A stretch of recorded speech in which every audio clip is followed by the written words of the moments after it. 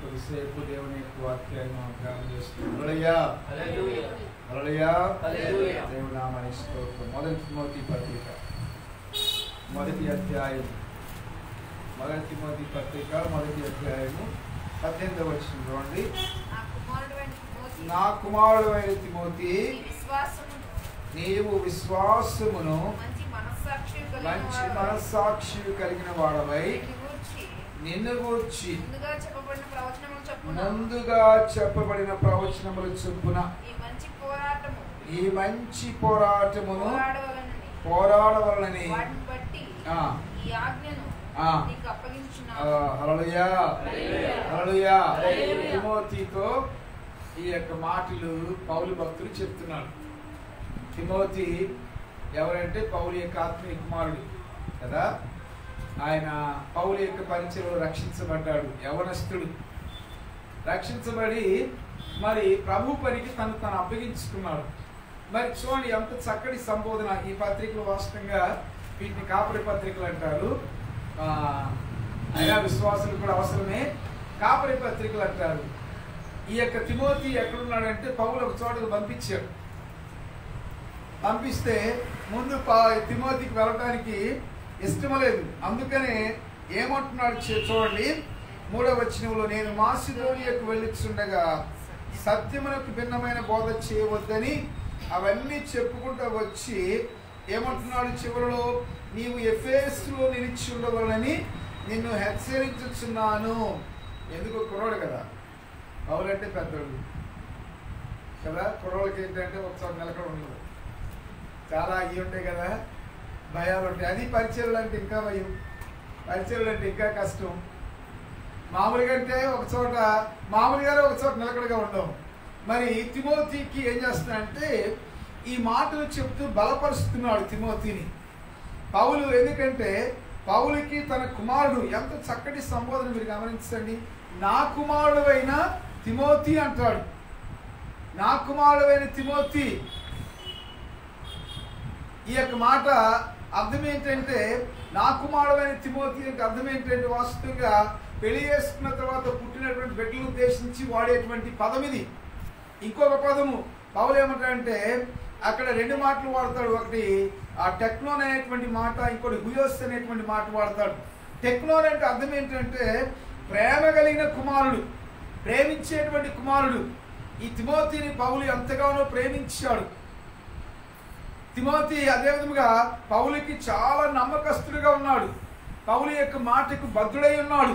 పౌలు యొక్క మాటకు కట్టుబడి ఉన్నాడు. పౌలు మాటను ఏనాడు కూడా త్రోసివేయలేదు. అది కష్టమైనా కానీ తిమోతి పౌలు యొక్క మాటను త్రోసివేయలే. అందుకనే ఏమన్నా తెలుసు, నా కుమారుడైన తిమోతి అంటున్నాడు కదా. కొంతమంది పౌలు మాటను త్రోసివేశారు. కొంతమంది పౌలు మాటని ఏం చేశారంటే పఠించుకోకుండా వెళ్ళిపోయారు. మరి తిమోతి అలాంటి వాడు కాదు. 2వ సువార్త ప్రయాణంలో వీళ్ళతో కలిశాడు.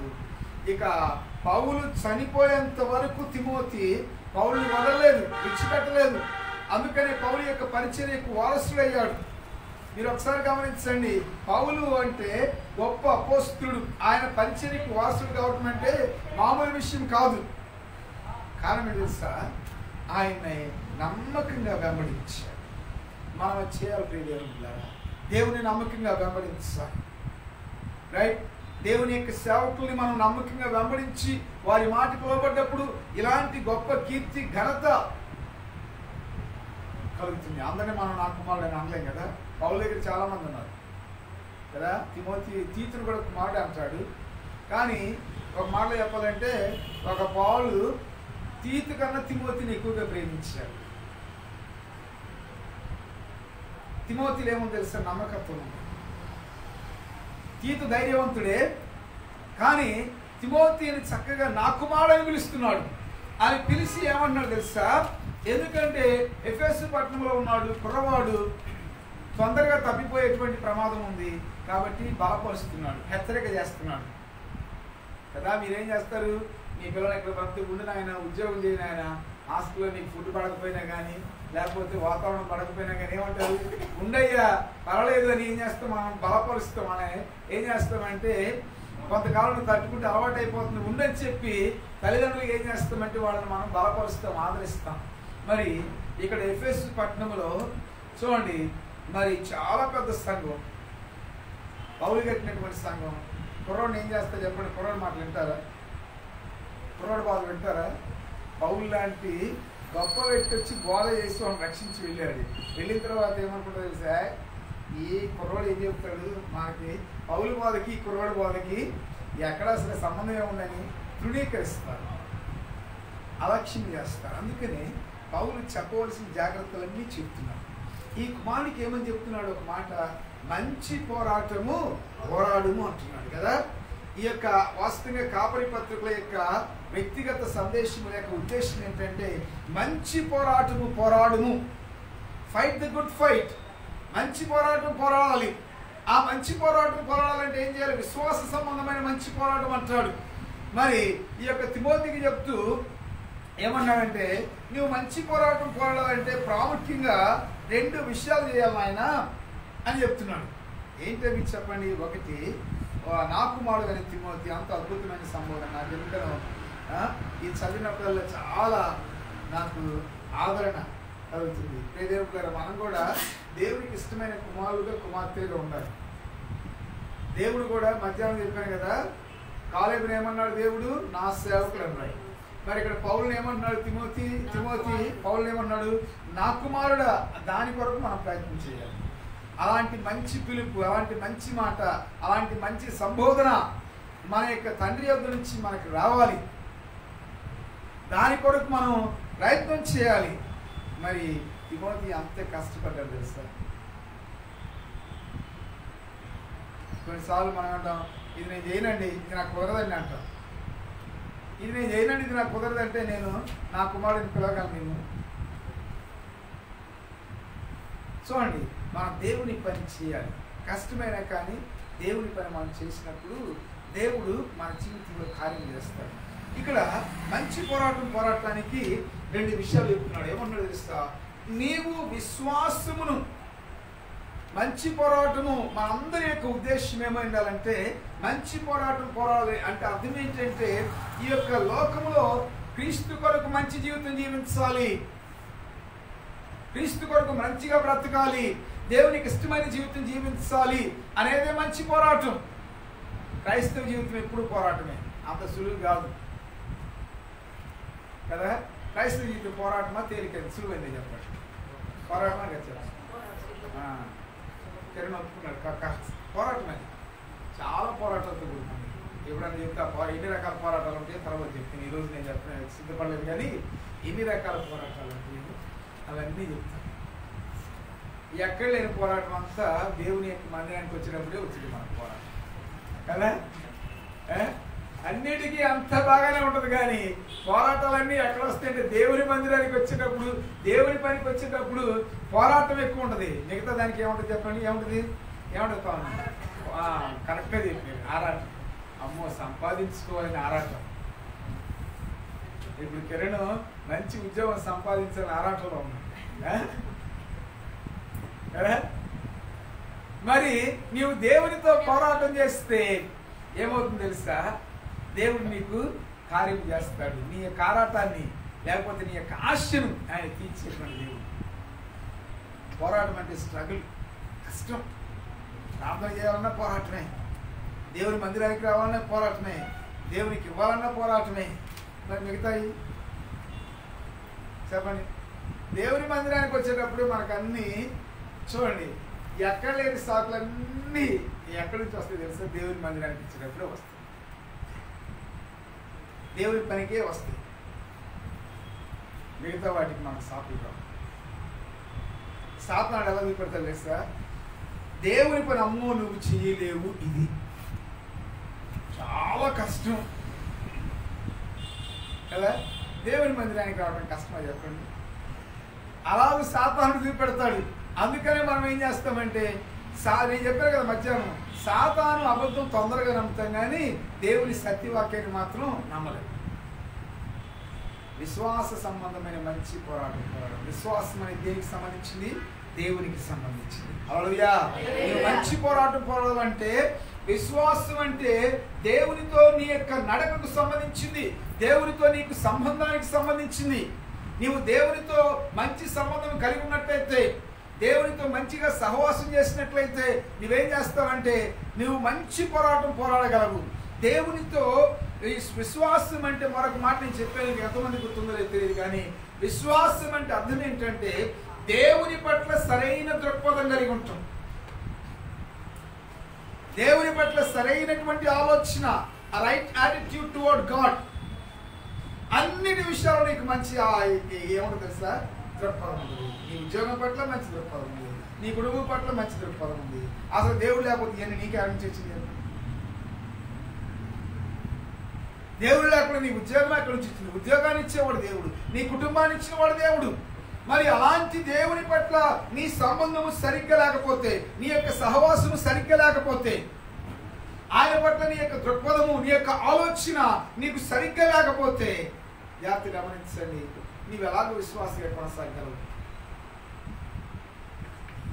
విశ్వాసం కలిగిన వాడు ఇప్పుడు కూడా దేవుని ఎందుకు వస్తాడు.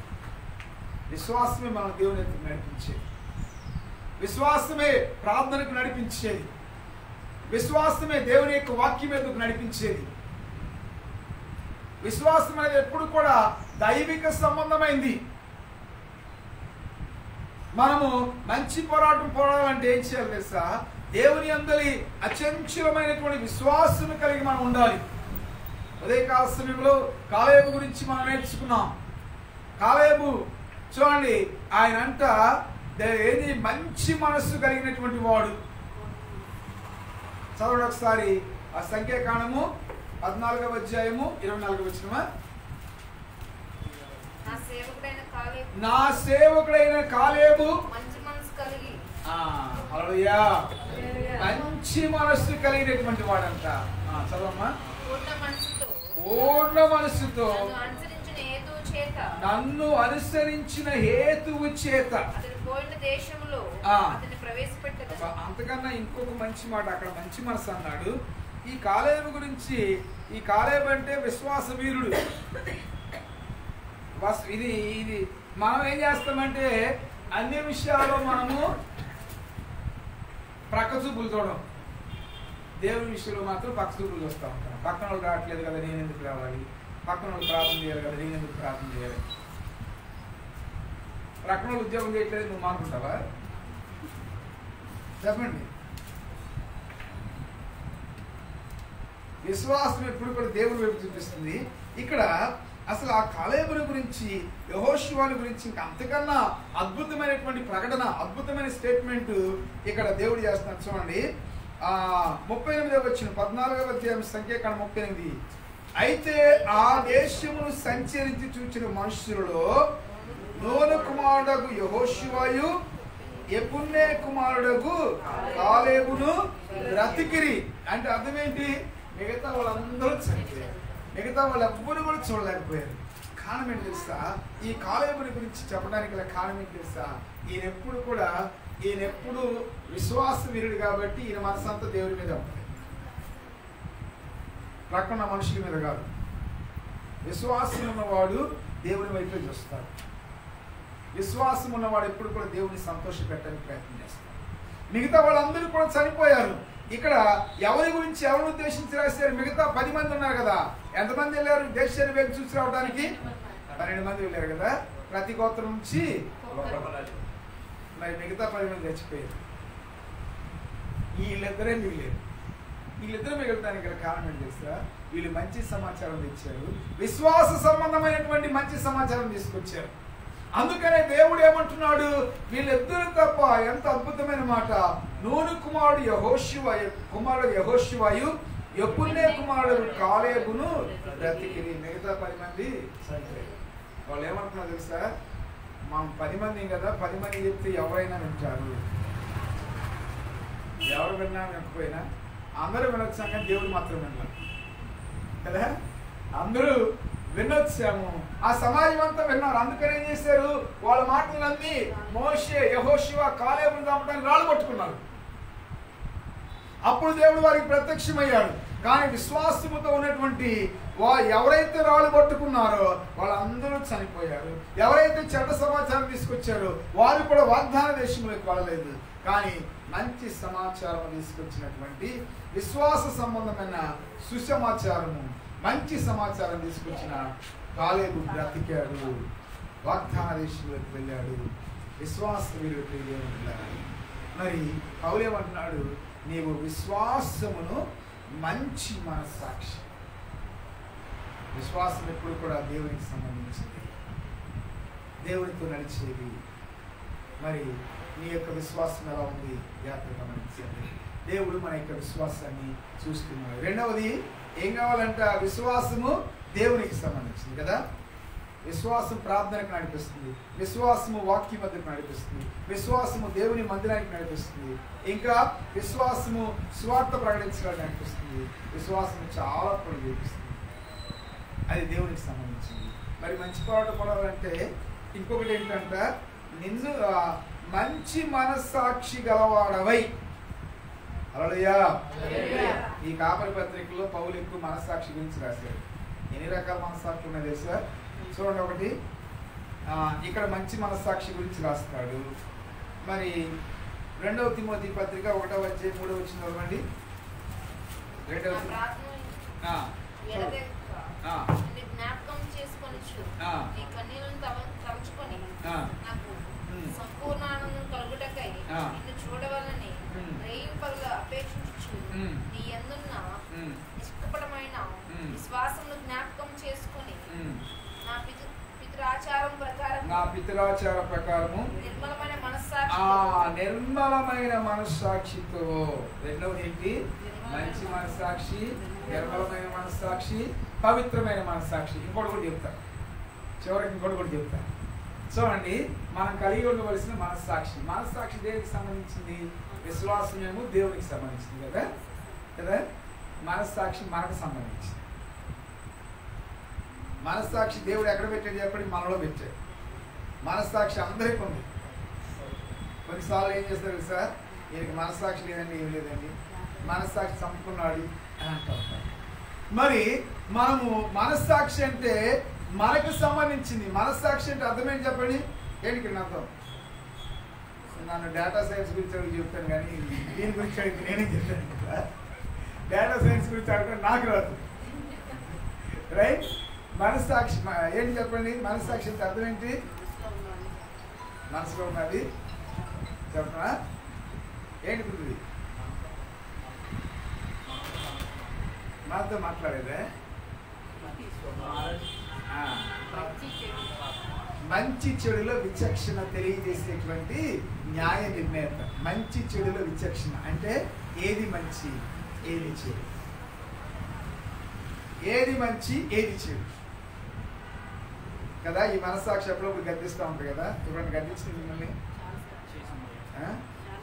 రమేష్ ఎప్పుడైనా గద్దించింది? ఆదివారం కదా, ప్రార్థనకి వెళ్ళలేదు అండ్ ఏంటి తెలుసా, గద్దించి మనస్సాక్షి గద్దించింది. నేను వచ్చి చెప్పాల్సిన పనుల ఆ దేవుడు పెట్టింది. ఏమవుతుంది? ఈ మనస్సాక్షి ఏమవుతుంది తెలుసా, మంచి చెడు లేదన్నా మనం తప్పు చేసామనుకోండి, నేను చేసిన తప్పు కొన్నిసార్లు మీకు తెలియకపోవచ్చు. ఏదన్నా చెడు తలంపు నాకు కలిగింది అనుకోండి, అది మీకు తెలుసుద్దా? తెలియదు. కానీ వెంటనే మనస్సాక్షి ఏముంటుంది? నువ్వు చెడు తలంపు కలిగి ఉండకూడదు కదా, నువ్వు చెడు చూపు చూడకూడదు కదా. చెడు చూపు చూసినట్టు నీకే తెలుసు, చెడ్డ ఆలోచించినట్టు నీకే తెలుసు. మరి తెలిసినప్పుడు ఆ మనస్సాక్షి ఏం చేస్తుంది? ఇదిగో నువ్వు చేసే తప్పు అని ఏం చేస్తుంది తెలుసా? ఆ మనస్సాక్షి గర్తిస్తుంది. ఇది మంచిది కాదు, ఇది దైవికమైనది కాదు, ఇది వాక్యానుసారమైనది కాదు, ఇది దేవుని సంతోషపెట్టదు కదా అని ఏం చేస్తుంది తెలుసా? ఆ మనస్సాక్షి మనల్ని గర్తిస్తాడు. ఇంకొక మాట ఈ యొక్క తిమోతిలోనే అక్కడు నిర్మలమైన మనస్సాక్షి. అబ్బా ఎంత! అందుకే మిమ్మల్ని చదవమనేది బైబిల్ చదివితే మీకు తెలుగు కూడా ఇప్పుడు అవుతుంది కదా. అది నిర్మలమైనటువంటి మాట వాడతామా? మనం వాడం.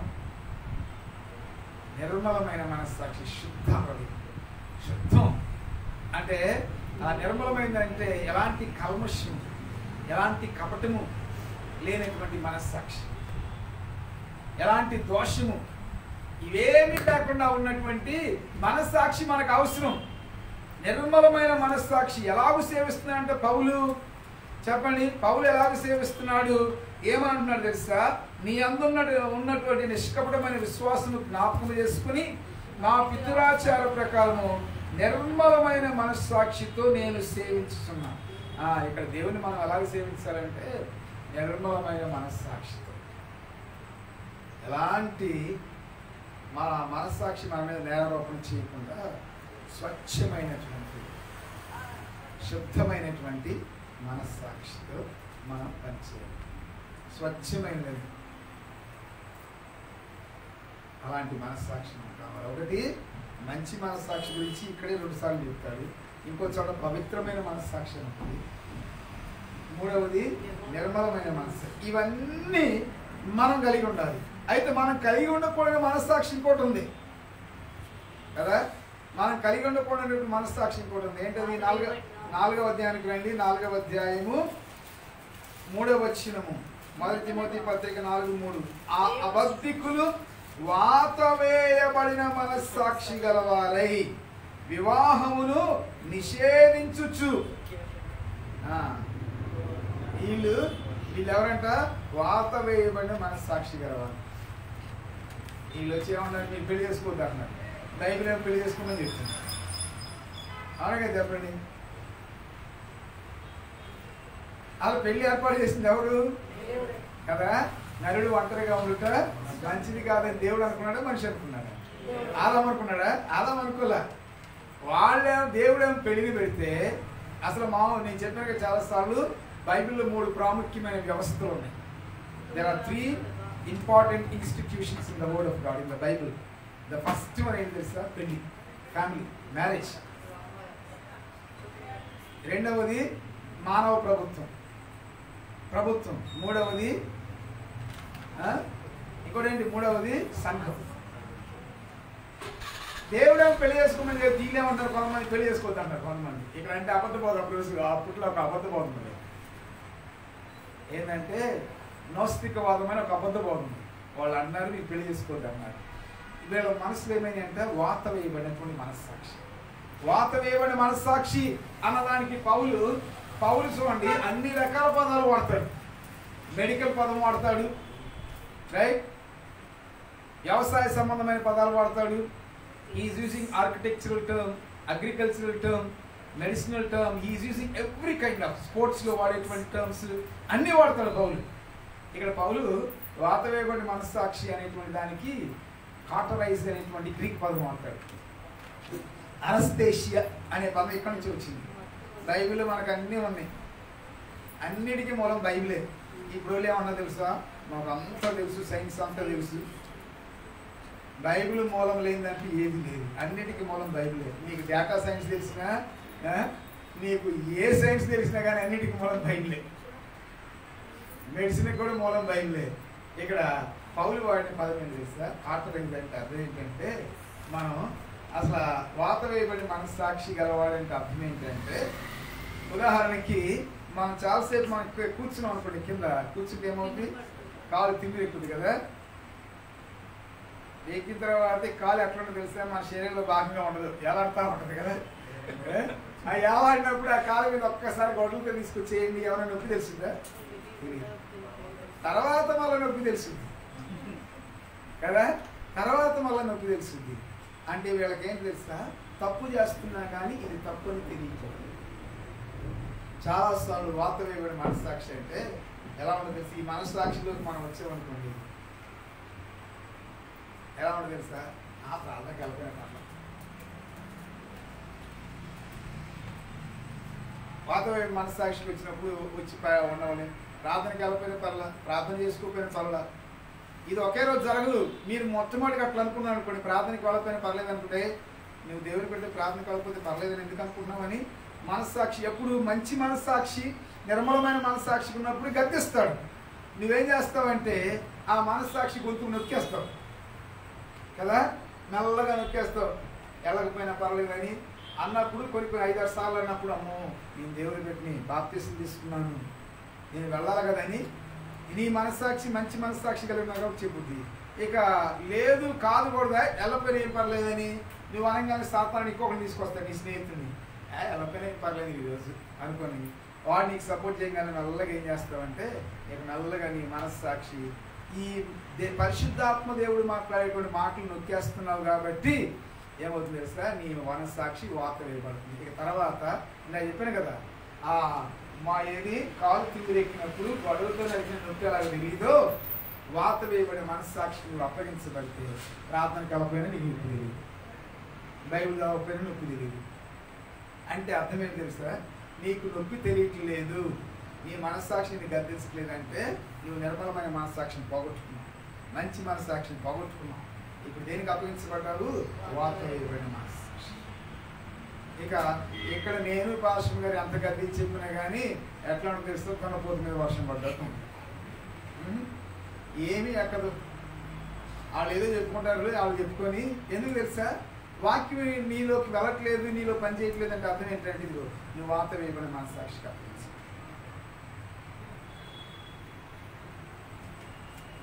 మనమైతే వర్షం వస్తే గబాలనే లోపలికి వస్తాం, గణపతి పెద్ద ఇదే ఉంటుంది, అక్కడే ఉంటుంది, ఏమనిపిస్తుంది. అంటే ఇంకొక మాట చెప్పాలంటారా, వాత వేయబడిన మనస్సాక్షి అంటే అర్థం ఏంటి, ఆత్మీయంగా తోలు మందోడే అర్థం కదా. తోలు మందోడిని దెబ్బలు కొట్టి తెలిసి అలా అలా ఉన్నాం. మన నిర్మలమైన మనస్సాక్షి కలిగిన మనస్సాక్షి గద్దించినప్పుడు గద్దించుంది. నువ్వు ఇంటి దగ్గర కూర్చుంటే ప్రార్థనకు రాకుండా ఇంటి దగ్గర కూర్చుని నేను గద్దిస్తున్నా మనస్సాక్షి, ఏం పర్లేదు అనుకున్నావు అనుకోండి, ఒక రోజు బాగానే ఉంటుంది, రెండో రోజు తర్వాత ఏమంటుంది తెలుసా, ఇక అలవాటు అయిపోయింది కాబట్టి ఏం పర్లేదులే. ఇక అంటే అర్థం ఏంటి తెలుసా, నేను చెప్పినట్లు నువ్వు వాత వేయబడిన మనస్సాక్షి నువ్వు అంతరించు. అలా కాదు, నువ్వు మంచి మనస్సాక్షి, నువ్వు నిర్మలమైన మనస్సాక్షి. మనస్సాక్షి చెప్పినప్పుడు కష్టమైన నీ ఆరోగ్యం సహకరించకపోయినా కానీ లేదు ఈరోజు ఆదివారం నేను దేవుని మందిరానికి వెళ్ళాలి, నేను దేవుని కలుసుకోవాలి, దేవుని వాక్యం వినాలి, దేవుని ఆరాధించాలి అని ఏం చేయాలి తెలుసా, నీవు దాన్ని జయించగలిగితే నీ మనస్సాక్షి వాత వేయబడదు, నిర్మలంగానే ఉంటుంది, మంచి మనస్సాక్షిగా ఉంటుంది. లేదనుకోండి అలాగూ అణిచివేసావు అనుకోండి, కొరికి మనం అణిచివేస్తే ఇక మనం సెట్ అయిపోతాం అట్లానే. సరే ఏం చేస్తాం తప్పదులే అని మనం దానికి సెటిల్ అయిపోతాం కదా, అలాగే చెప్పండి. ఇక తప్పదులే ఏం చేస్తామని సెటిల్ అయిపోతాం. అలా కాదు, మనస్సాక్షి గద్దించినప్పుడు నువ్వులే నీ మనస్సాక్షిని కడుక్కోవాలి. ఇప్పుడు తప్పు చేసినా నువ్వు కడుక్కోవాలి, దేవుని మందిర విషయంలో నువ్వు కడుక్కోవాలి. కడుక్కున్నప్పుడు ఏమవుతుంది తెలుసా, నీవు మంచి మనస్సాక్షి కలిగి ఉంటావు. తర్వాత నిన్ను గురించి ముందుగా చెప్పబడినటువంటి ఏమంటున్నాడు, ఈ ప్రవచనముల చొప్పున ఈ మంచి పోరాటము ఆయన గురించి. ఒకటేమో ఏంటంటే విశ్వాసం అనేది దేవునికి సంబంధించింది, మనస్సాక్షి మనకు సంబంధించింది, ప్రవచనములు అనేవి పరిచర్యకు సంబంధించింది. పౌలు ఇది తిమోతి పరిచర్య గురించి ఏం చేస్తారు తెలుసా, పౌలు కొన్ని ప్రవచనాలు చెప్పారు. కొంతమంది ఆయనకి ప్రవచనం చెప్పారు. ప్రవచనం అంటే అర్థం ఏంటి అర్థం, ప్రవచనం అంటే అర్థం ఏంటంటే దైవ ప్రేరితమైన వాక్, దేవుని మనసులో నుండి వచ్చినటువంటి మాట, దేవుని మనసులో నుండి వచ్చినటువంటి మాట, మనుషుల మనసులో నుండి వచ్చిన మాట కాదు,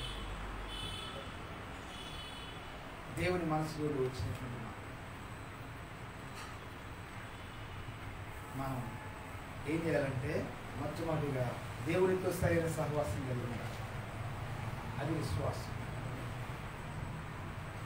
రెండవది ఏంటి, నీతో నీవు సరైన సహవాసం కలిగి ఉండాలంటే నీ మనస్సాక్షిని ప్రతిరోజు వాక్యం ద్వారా కడుక్కోవాలి, నిర్మలంగా ఉంచుకోవాలి. పర్వాలేదులే అనుకున్నావు, దేవుని విషయాల్లో పర్వాలేదులే అనుకున్నావు అంటే అర్థమని తెలుసా, నీ మనస్సాక్షి వాక్యం ఇవ్వబడ్డట్టు. నీ ఉద్యోగ విషయంలో ఎందుకు అనుకో పర్వాలేదు లేని చెప్పండి, నీ స్నేహితుల విషయంలో పర్వాలేదు, ఈరోజు కలుసుకోకపోయినా పర్వాలేదు అని ఎందుకు అనుకో? స్నేహితుల దగ్గర కంటే ఏం చేస్తాం, ప్రార్థన కూడా ఎక్కువ చేస్తాం.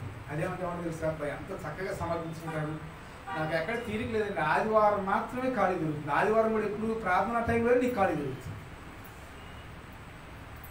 అంటే ఆదివారంలో దేవుడు 24 గంటలు ఇచ్చాడు, ఆ 24 గంటలు నీకు ఎక్కడ ప్రార్థన టైంలో మాత్రమే నీకు ఖాళీ దొరుకుతుంది.